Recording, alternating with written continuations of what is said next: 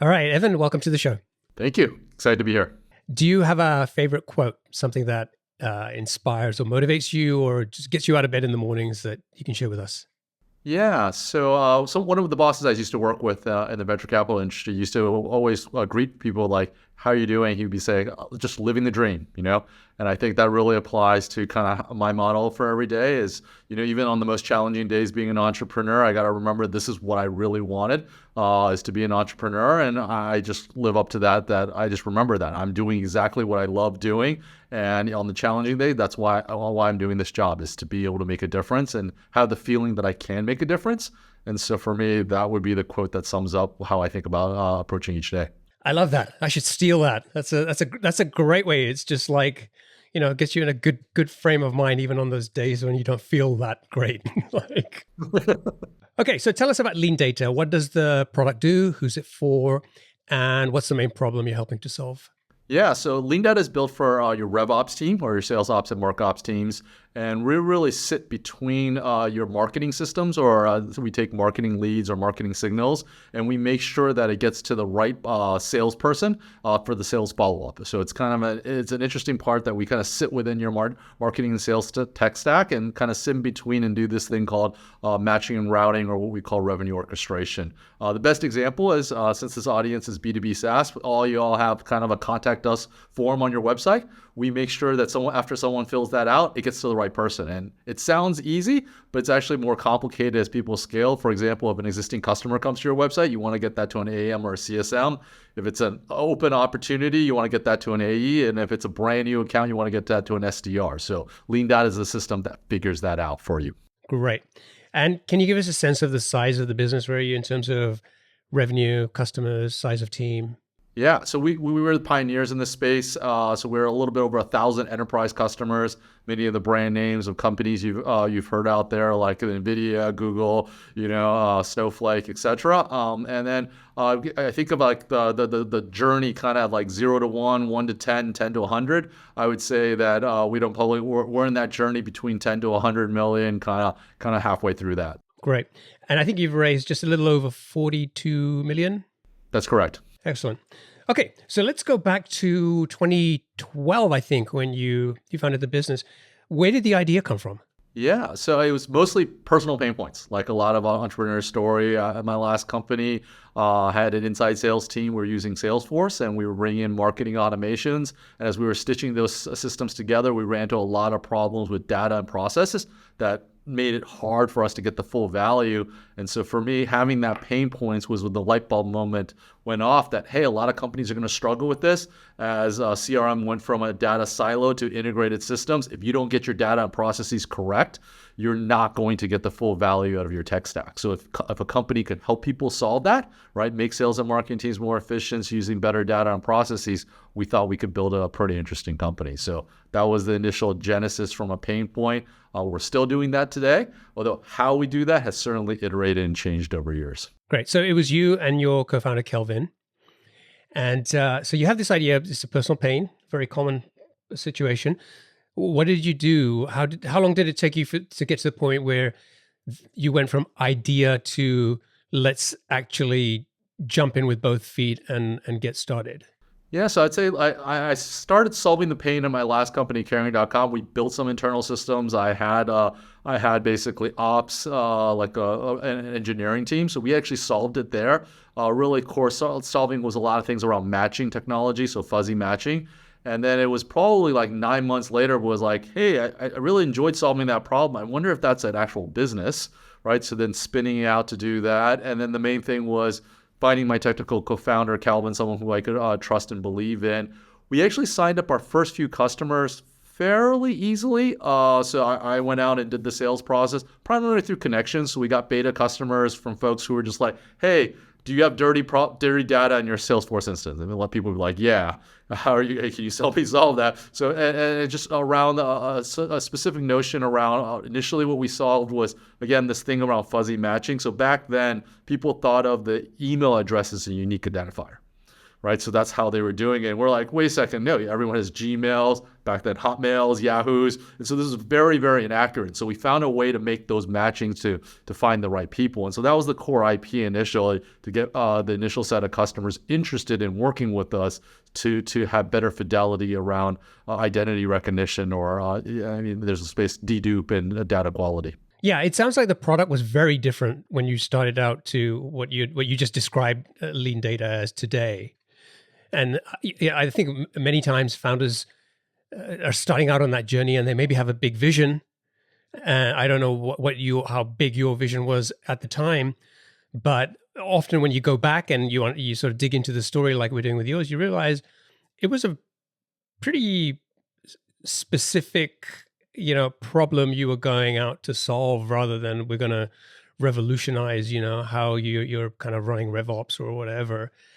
Um, I think when we were talking earlier, I think you said you went out and got like the first 20 or so customers yourself. That's correct. Did you have any background in sales? Had you done anything like that before? No, I hadn't had a background in sales. I previously actually been a VC, so I've been on the dark side, and so through that, I did have connections. So I could get friendly introductions to people, either folks that I had known, and obviously I was also able to raise venture funding really early. So there were friendly portfolio companies and stuff like that that I could reach out to. But it was so I think. But you still had to like sell yourself. So back then, I think it was we were selling the pain, not really a solution. So we're selling, hey, do you have challenges with like I said, dirty data or processes that work? And there's a lot of pain. There still is today. And so people were eager to be like, okay, well, fine.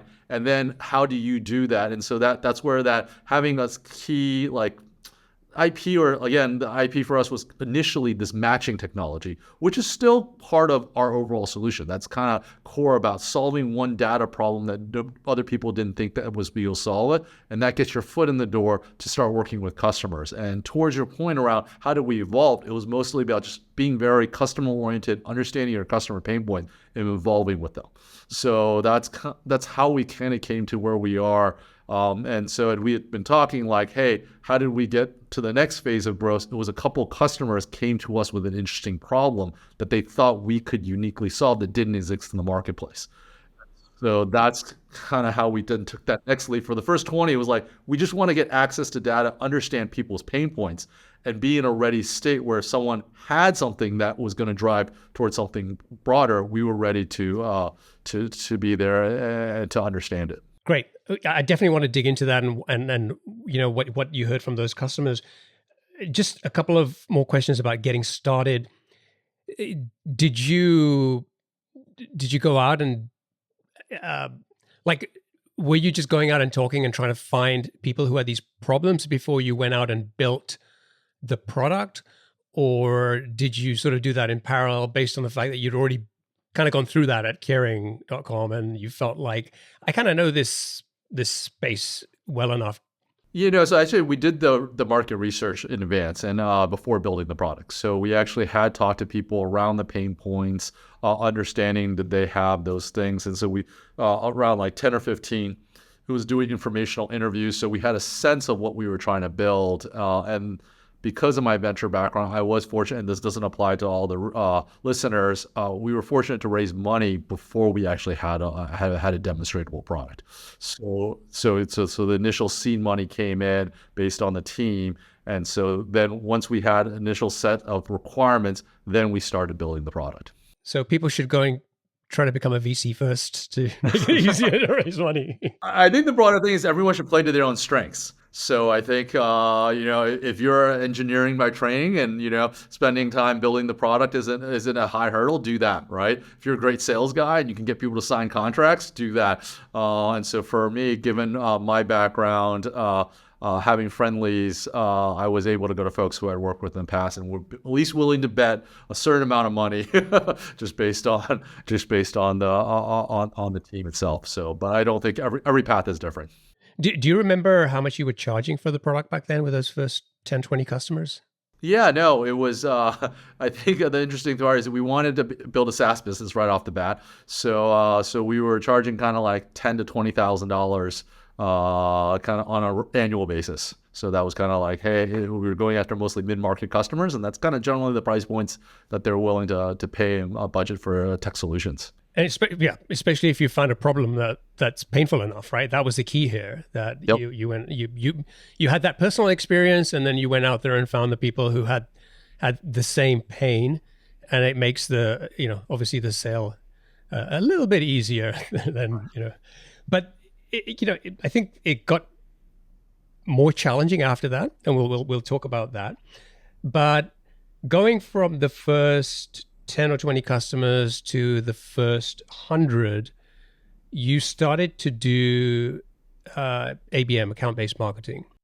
Can you tell us about that? Like, why did you take that approach? Like, it's not the first thing that most founders or startups do. They'll, go out and send cold emails. They'll, do a whole bunch of other things, right? But why was it ABM that worked? Or was it you tried a bunch of things and they didn't work and this is where you landed? Yeah, so it wasn't. One slight thing is we actually so ABM actually wasn't around when we were first around until like 2015 or so. So what was so much is that, hey, we initially started off doing the fuzzy matching dedupe space, and two of our early customers came to us, Marketo and Palo Alto networks, and they were like, we want to move toward an ABM motion. In order to do that, we need to solve a data problem called lead to account matching. We need to be able to match our leads against our existing accounts in order to understand what accounts we should be marketing against. And so we were able to use our technology to build that foundational lead to account matching technology. And we actually started hoping to evangelize the ABM space. So it wasn't so much we were using ABM internally, it was that ABM as a go-to-market motion started lifting, was a rising tide that lifted a lot of boats. And we hooked our product onto the ABM wave, and a lot of people became interested in ABM. And so we went to a Marketo conference and we basically said, hey, we're going to sell basically, we didn't really have, we had like a core of a product, but we're like, hey, if we solve your lead to account matching, would you be willing to buy? And actually, what was interesting was we wanted to test it out. So we actually lowered the price to $2,500 so that it was just like you swipe a credit card and it was like a simple view. And we signed like 60 customers. And we're like, okay, we're on to something here. There's actually demand here for people. Granted, it's a low price point, but hey, let's build out a full product that allows people to do lead to account matching at scale. So what we had sold at Marketo was basically a widget that you could see inside your Salesforce instance on any given account, all the leads that matched against it. Yeah, great. So for people who don't understand lead to account matching, can you just explain what that is? And more importantly, why was it a pain for those companies? What were they not able to do to run their business effectively? Yeah, so lead to account matching is just basically the idea that how do I know that a whole bunch of people belong to the same company? So inside your CRM database, it comes in as leads. Leads are free-flowing objects. They're not associated with anything. And if you want to sell to, let's say, like an account like IBM, you probably have thousands of people in your database that have the IBM account, but they're not actually tied to each other. And so lead to account matching allows you to actually physically tie all those people to a single account. On average, in most mature B2B companies' database, 50 to 75% of the leads in their database belong to an existing account. It's just not matched up correctly that way. And that makes it really difficult for you to, from a sales and marketing perspective, to actually target those people if you're not seeing the whole picture of an account. And so that's why it was a necessary technology as people made that transition to ABM. And presumably some of those email addresses aren't IBM.com email there, maybe a Gmail address or something like that. Yeah, or a great other one, at IBM.com and at us.ibm.com are two different domains. But obviously, most people would associate that to the same. So you think about acquisitions, you think about different domains and all this other stuff, and now you get a sense that, hey, it's not so easy. And generally speaking, people who did before us, it was like, hey, they would do it by domain. So guess what? There'd be one account that has thousands and thousands of contacts because it's at hotmail.com. Right? So that's a problem. Just explain to us, like, how did your product solve the problem? Like, what were you doing?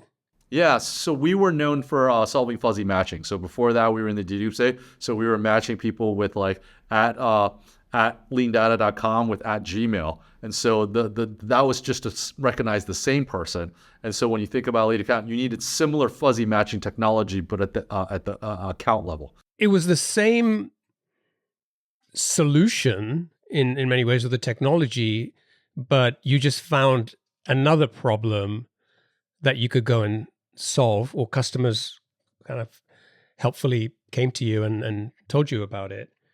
Um, you said you signed up like 60 customers when you made that, that kind of product available for 2,500. Over what period? How quickly did you sign those customers? Oh, those were all one conference. We just put out a booth and we just said, so we were just like, hey, we're at this conference. We lowered the price point and we're just like, hey, we can solve this thing. And it wasn't a revenue goal. It was, and actually that's a good learning. We set more of a customer goal. We wanted to get to 100 customers. I was less concerned about the revenue to prove the product market fit because after that product was just a glimpse into the product. To actually do it at a database level required probably another year of development. And we wanted to validate that this was actually the right direction to go in. Okay, great. So that's a great signal that you're onto something that people really care about and are obviously willing to pay for. Where did you go next? What did you do with the product? Yeah, so from there, we just kept on building. And I think for us, there wasn't other, we were kind of a pioneer in the category. So we were trying to build out and evangelize around this new space. We didn't know what to call it. The analysts didn't know what to call it. So it was kind of hand to hand, just kind of building up the category and just, again, listening to our customers and trying to add features that they really liked. And so we went from just a pure lead to account matching technology to understanding what people were using it for. And so one of the pains they had next with account-based marketing was they needed to align the right leads, the marketing signal, to the right reps. Because in an account-based motion, you have certain reps that are assigned to these target accounts. And so this was a routing problem. And so we ended up adding a layer of routing technology on top of that. They were also using this for reporting. So we were actually also building a reporting feature. The routing feature ended up becoming much more popular, much more sticky and growing. And so over the next few years, it was just about category creation. And then eventually we kind of broadened out. We started with account-based, and then we started realizing that most of our company's customers weren't only account-based. They were always account-based plus channel, account-based plus speed to lead, account-based plus territory. And so our products started adding things like round robin, territory manage, how do you do channel partners? And so then we became across multiple go-to-market motions. So we became a routing solution across any go-to-market motion. And continue to do that evolution at there's new go-to-market motions. Like today, there's folks moving towards buying groups away from account-based marketing. We continue to work with our customers and continue to service them across any go-to-market motion. When you signed those 60 customers at the event, where were you in terms of revenue? Were you still like below a million ARR, or had you gone past that? Yeah, below a million ARR. So we had like 20. Yeah, we were probably like less than like 100,000 in AR. So, Wow. Okay. And then the event was great. What did you do? What helped you get to that first million? Like, did you start doing more events and just say, let's just repeat this? yeah, so I think events have always been important for LeanData, and for us, it was really around, hey, standing up some of these customers. Then we started signing some bigger customers, right? So some of these initial enterprise, so like that price point was a cheap widget that we could sell to prove it. And then we started working with some deeper enterprise customers. So then you start signing some six-figure deals. So that certainly helps you get to a million a lot faster. But for us, in terms of from a marketing activities, we'd always found that because we had a solution that no one else had heard of, it helped to be face-to-face. And what helped most is if we could bring a customer in to the same place as a prospect. So what always worked for us better is our customers selling on our behalf, because they always, and this is even still true today. I host dinners, and a customer was just like raving about us, and the prospect was like, man, how much are you paying this person? He's like a raving advertisement. I don't have to say anything. I just sit there, and I'm like, yeah. So what's better than hearing it from an employee or a sales rep is way better hearing from a fellow customer. Usually, if it especially helps if this customer company they respect, right? So that's the best way. So for us, that's why events work really well, and we tend to go to events that our customers are speaking at or already at, because then we can just ride those waves and just be like, hey, you heard them, they use us, and you can talk to them, and they almost in some respects help you sell, and that's that kind of peer-to-peer validation that's so much more important. And it's really important in this category. They're like, I wasn't looking for this. I didn't know this could be done, right? That's really, really helpful when you're doing something new that people hadn't thought of. That validation that it can be done, when it's possible, to how powerful it is really important to get someone over the hump. And oftentimes there's no budget line item, right? Yeah. Well, let's talk about that. The whole kind of idea of a new category. Can you maybe help us explain to us like what the challenges were, what the struggle was in being able to help prospects understand what exactly you did, and maybe compare that to like the Zoom example we were talking about earlier. Yeah, so I think it starts with like, what's the elevator pitch, right? It's really hard to explain it to folks, and because no one's ever kind of heard of it beforehand, and so it's so a good when we were using the Zoom. So when Zoom came along, they were just able to say, "Hey, we're like WebEx, but we actually work and we're cheaper." That's very, people have another product in mind, something in mind that they compare it to. When you're doing this category creation thing, people don't have that context. One, they don't know it's possible, so they don't even know that they're not even looking for it. An analyst, Craig Rosenberg at Topo, used to describe us as like, we're like pain medication for back pain. A lot of people have back pain, but they don't even try to solve it. They don't even know there's medicine. But once you take the medicine, you'll never go back. Because it's kind of life altering, but people just live with it. So that's kind of most of our prospects. When we approach them, they're like, "Oh yeah, I have that problem, but I hadn't thought of that there was a solution for it." So oftentimes one of the big challenges is I have to sell someone 3 times. The first time we have to explain what it is, and there's like, blown away, no idea, didn't know I was it. Second time they'd be like, "Oh yeah, I get it now." And the third time they usually buy it, and they're like, "I wish I bought you the first time." And we're like, "Yes, that's the story we hear." So that makes sense, but it takes almost 3 sales cycles. So one of the big pain points, it's just slower.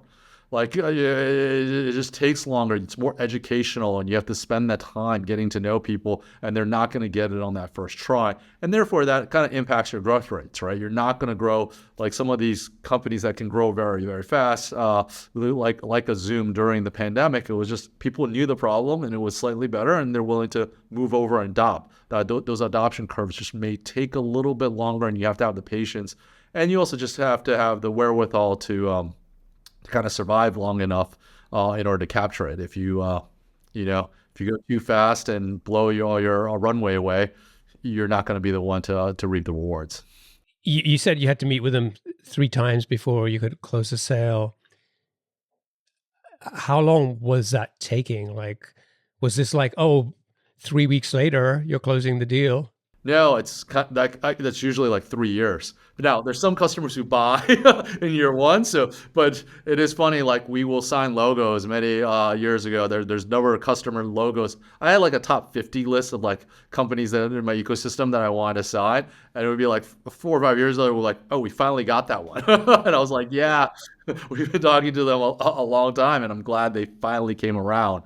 But it is, but yes. Just help us understand like why it was taking that long. And when you describe that, I think about, okay, first of all, you said something very insightful earlier where you talked about selling the pain. And many founders go in and they'll start immediately talking about the benefits we deliver and how this product does XYZ and whatever. But if the person listening to you doesn't even get the pain, none of that is going to register. And especially when you're going through something like this as a new product, new category, it seems like there's quite a lot of education that you need to do there. And then also, you also touched on budgets that it wasn't something they were budgeting for. So did you find that, okay, eventually when you got to a point where they've said, okay, yeah, I get this, I have this pain, I didn't realize I could solve this, and then it was like, well, we don't have the budget for this? Or were they like,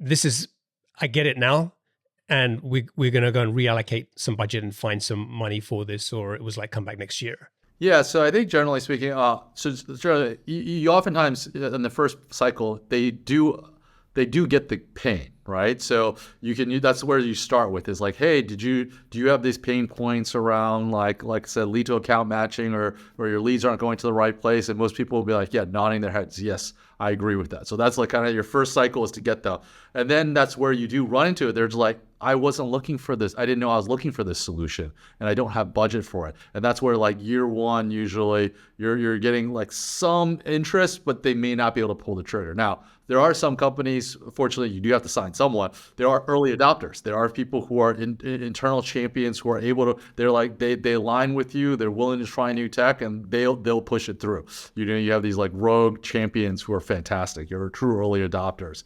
But then you have the folks who are a little bit more conservative, and they're going to be like, yeah, I can't push it this year. So then the following year, they're like, yeah, we've seen these pain points that you were talking about. Like, hey, now I know I could solve it. It becomes more obvious in year two that they have these pain points. And then usually at that point, I'm going to fight for budget. Maybe they don't get it. And year three, they're like, no, we have this in the budget. I know I want this. I've got approval and everything of that sort, and they're ready to go.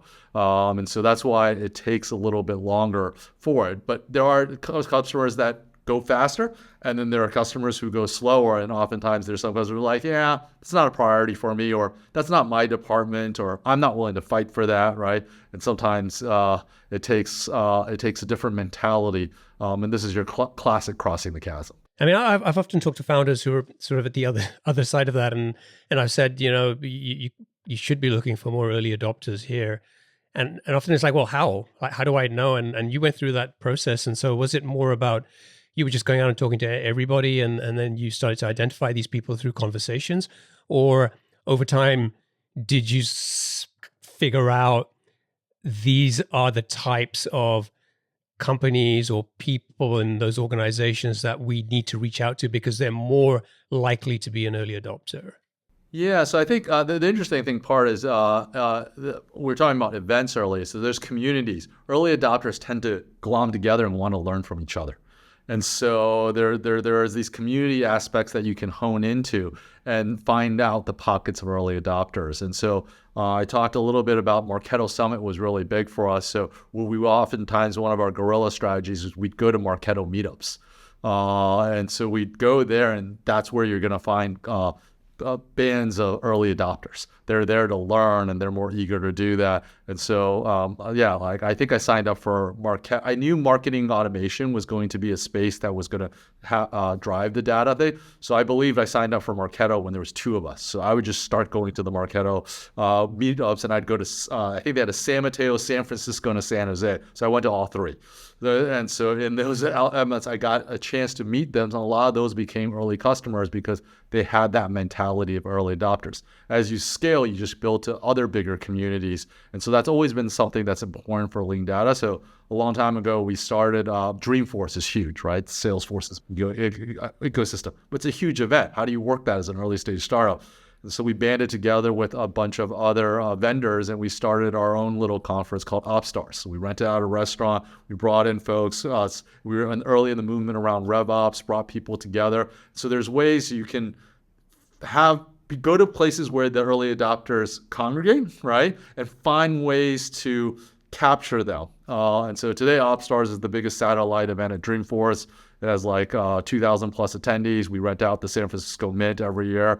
And so we have this brand, it's been going on for 8 years, around community. But it started with our needs was, how do we take the 150,000, 100,000 people who go to Dreamforce and find the ones that are most eager to actually adopt early technology, and how do we bring them together in an efficient process?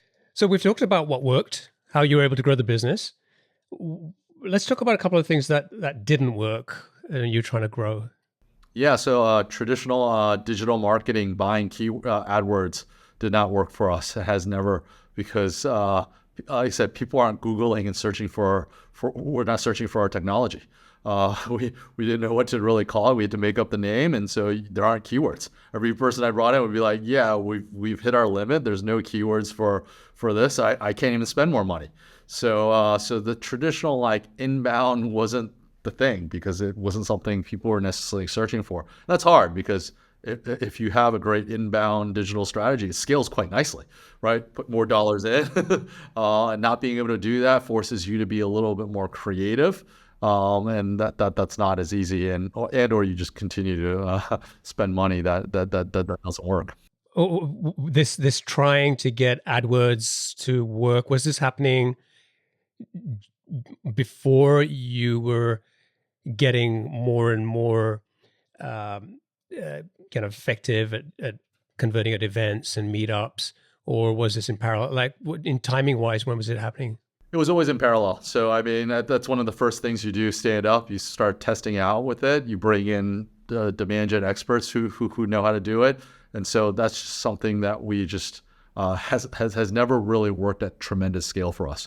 Now there's a little bit more, so it is part of our strategy, but we've never had that as a flywheel that truly drives that. We've had to be more evangelist in terms of our channels. So you mentioned that you went through a few people.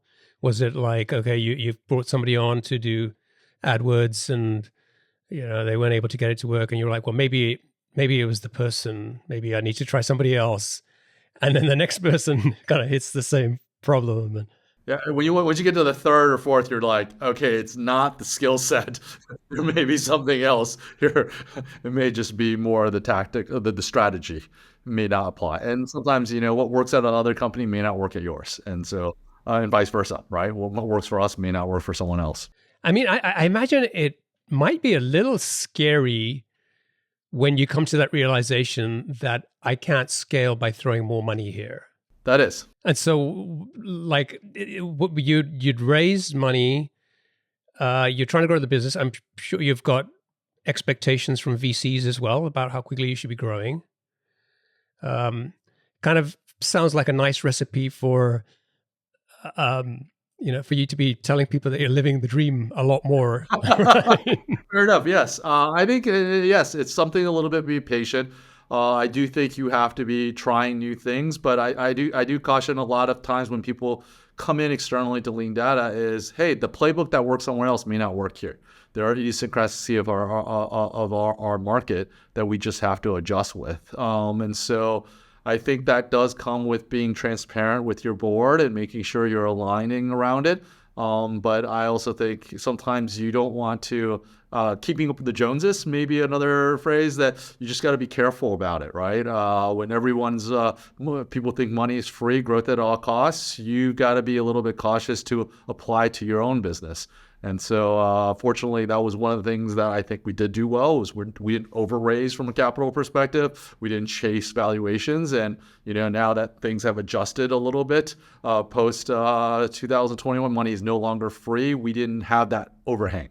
We didn't have a huge burn rate. We didn't have all this capital, and so you have to also be a little bit confident that while everyone else says this works there, you have to have the confidence to sometimes push back and be willing to say, hey, maybe we're different, right? Doesn't mean we can't learn and potentially do things better, but just because, like I said, just because it works somewhere else doesn't mean it works here. Yeah. Can you give us just a sense of what that was like, what kind of pressure you were facing, or kind of mentally what you had to deal with when, on the one hand, you're trying to figure out how to grow, and these attempts at things like AdWords is basically failing. You've got VCs who are putting, at least have expectations of how quickly you should be growing. And then when earlier we were talking, you were also talking about, and then you're looking out to the market and you're seeing other companies that seem to be growing much faster than you and doing really well. And you've got all of these things going on. What sort of pressure did you feel from that? Yeah, so I think the main thing is that's where I fortunately was picking investors that I thought were going to support us as a business, and being able to have that transparency with your board is key. So it's about that alignment and making sure that, hey, you can talk through it, and as long as they feel that some VCs won't listen, right? And they'll fire the CEO and bring someone else in. Fortunately, I had picked folks that I'd known and trusted, and we could have that dialogue, and they could see that we were doing the right things, and they ultimately trusted management to do to do the right course. And so that's why I think we were able to do that. If you don't have that trust, and then I think it's much more difficult. And generally speaking, that's when, unfortunately, changes happen, whether you like it or not. And sometimes I think that's if you pick the wrong investors, that can happen. Totally. So how did you scale? If you're not able to throw a bunch of money to grow faster, you can't be doing like millions of these meetups to go and find people, right? So Yeah, so I mean, I think we had traditionally relied on a kind of SDR outbound. So we had to outbound or learn how to outbound our way into it. And then the other part of it is, fortunately for us, we were a category, we were category creators. We treated our customers really, really well. And so we traditionally had something at a certain point in scale, we had something called customer virality, where we had people who trusted us, recommended us, but also, fortunately, in the tech space, a lot of our early customers, people move around a lot. So I remember, I think we were at I don't know, like 20 or 30 customers. We were early on. And there was one month that a bunch of them changed jobs, and I was freaking out. So I was like, oh my God, that's a huge part of my ARR. I'm going to lose the business. But what ended up happening is we didn't lose any of those customers. They went to somewhere new and brought us in. I was like, oh, wait a second. This is actually a good thing. When people move jobs, it's actually a good thing if you've built a great product. And so a lot of us is we have evangelized. We've built a community of folks who've used our products, who will then bring us into new companies. And today we're at a point of scale where oftentimes if we're going after a new account, we'll often have 2 or 3 champions land from different departments at different places into the same company. And that really kind of makes it faster for you to do the deal cycle. We do things like we invest a lot in customer marketing. We have a certification program, so we'll certify people as LeanData certified. It's a badge of honor for them, but it also makes it, we will also see certified users retain them better, and when they go somewhere, they're more likely to bring us in. And so we kind of nurture that, and those are ways you can kind of build that. And as you get bigger, you have more champions, and that kind of builds kind of a natural flywheel in some respects. yeah. So you talked about customers who trust you and having customers who will basically do the selling for you at events and you're not paying them. Building a great product is one part of that. But when it comes to building that trust and them being able to be willing to advocate for you like that, to be the champion, what did you have to do, like, as founders? Was this about just you as the founders just going and just building strong relationships with individuals, or like how did you do that? Yeah, I mean, the first part is you have to deliver on what you promise. So that's the first part. When you promise someone, I'm going to solve something, you have to first deliver on that. And so that was kind of a mantra. I mean, our number one cultural value is customer first, and so we try to live up to that. And in the early stages, yes, I think as founders and early employees, we spent a lot of time with our customers. Right? We wanted to make sure. I think one of the key things is my CPO, who's been with us for like a decade. When he first came, I was like, I want to work on product. And I was like, no, you're going to take on customer success. And he's like, I didn't sign up for that. I was like, no, we only have like 10 customers, and I need you to know all their pain points, because that will drive the product roadmap. And so now we have a different customer success department today, but at the early stage, that you have to be that close to your customers and really be able to do whatever it takes to service them, because that will be driving your insights, and that those relationships do matter a lot. If you can deliver for that initial set and have those raving fanatics, right, that can kind of build. If you lose that in the early stages, then as well as you can sell or market, it's a leaky bucket. Right? You're just not going to get that same flywheel. And then sort of where the business is today, like where do you see this category happening? What's happened in the last 10 years, and what do you think the opportunity still is? Yeah, so absolutely. So we kind of grown with our customers. We've kind of got to a certain scale. We rode the ABM wave. I think there's going to be a new wave of disruption happening around go-to-markets. I think people went from a lead-centric model to an account-centric model. Today, there's really this big movement around buying groups. Buying groups is the notion that you should be selling opportunities, and you like within an account, there are certain sets of folks that really, really matter. And I think that's going to be a big disruption in kind of the go-to-market. And LeanData today is the leader in helping people move to buying groups because of our technology and our way of helping people kind of do the revenue orchestration. And so we're excited to kind of help this next generation. And what's interesting, the previous ABM wave was really driven by tech early adopters. This buying groups is really driven by larger enterprises. They have multiple products, multiple SKUs, multiple geos. And so for them to take a big company, let's say like an Amazon, they've sold to everyone. Everyone uses Amazon, even on the B2B enterprise side, right? If you think like web services. But the question is, how do they get them to buy more? How to buy more products, et cetera. And that's not about account base. That's going to be around buying groups and selling them more SKUs and figuring it out. And that's going to be, again, disruptive to go-to-market. So we're very bullish on this wave. And we feel very well positioned. We were a small company for the last wave, so we were kind of riding the wave. And this wave, we plan on trying to lead the way. And from a thought leadership perspective, we've written a definitive guide on buying groups, and we're out there espousing and trying to lead the next wave of go-to-market innovation. Got it. So I'm not far from an ABM expert, but when you describe you sort of said ABM was too broad, leads kind of maybe too narrow, and sort of buying groups in the middle. But at a service level, buying groups don't sound that different to identifying people in a company. So how is that different? It's so the funny part is for sales, this is like mapping an account. This is how they sell, right? So the best salespeople do this. It's about the systems, data, and some of the other groups aligning on that. So that with the technology for a long time, we just could barely get people names and leads, right? So it is about the natural sales motion, but making sure your data processes and systems and your other teams are aligned around delivering around this buying group. So that's the difference. Is the technology and the processes is finally caught up to how the best sales reps do sell enterprise accounts. Great. Well, we should wrap up here. Let's get onto the lightning round. I've got 7 quick fire questions for you. All right. What's one of the best pieces of business advice you've received? Yeah. So I think for me, it's actually the early on I learned this lesson. It was just don't run out of cash. That's a good one. What book would you recommend to our audience and why? Yeah, so one book I really like for especially early stages, Founder's Dilemma. So it's a book by Harvard Business Review, and it's basically about, hey, everything at the early stage is trade-offs. Do you raise venture capital? Do you not? It's a trade-off.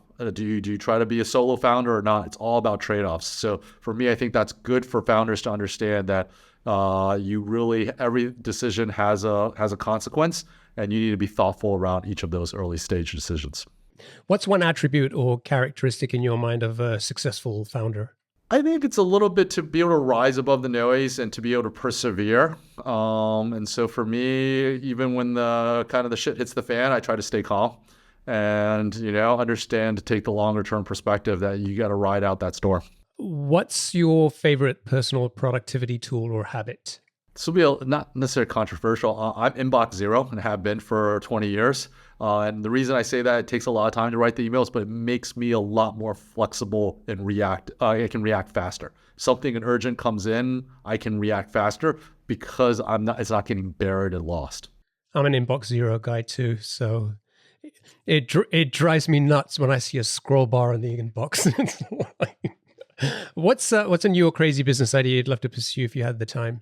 Yeah, so I think a lot of the sales of MarTech technologies have been around for over 2 decades. I think I think there's a way to make CRM a whole lot better than what it's originally designed for. So I think in the next 10 years, I think you're going to see some major disruption to how we think about the entire sales and marketing stack from beginning to end. Well, what's an interesting or fun fact about you that most people don't know? So I no longer drink, but the fun fact is that was not the case. And if you talk to someone in college, they would have actually had a very different impression of me than the person you see today. And finally, what's one of your most important passions outside of your work? Other than my family, I really enjoy playing poker. I just find that to be a strategic thing that I really enjoy. Awesome. Thank you so much for joining me, Evan. If people want to check out LeanData, they can go to leandata.com. If folks want to get in touch with you, what's the best way for them to do that? LinkedIn. So Evan Liang. Great. We'll include a link to your LinkedIn profile in the show notes. Great. Thank you so much for unwrapping the last 12 years for us and sharing your story and the lessons you learned along the way. I appreciate that. And I wish you and the team the best of success. Cheers.